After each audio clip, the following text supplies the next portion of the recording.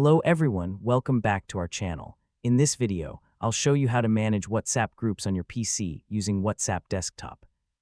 First, open WhatsApp Desktop and select a group conversation from the chat list. Now, click on the group name at the top of the conversation. This will open the group information section.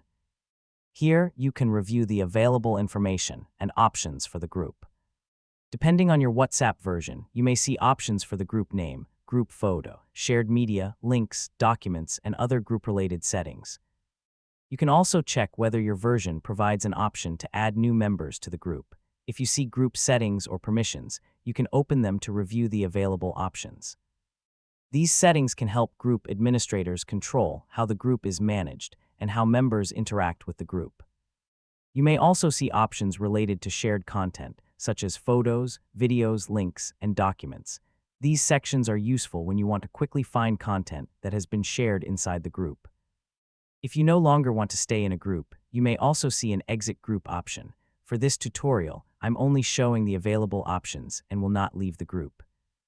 The exact options may look slightly different depending on your WhatsApp desktop version and whether you are an administrator or a regular group member.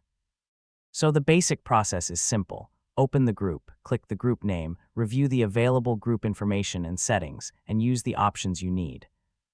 And that's how you can manage WhatsApp groups on PC in 2026. Thanks for watching. Don't forget to like, subscribe, and stay tuned for more helpful tutorials.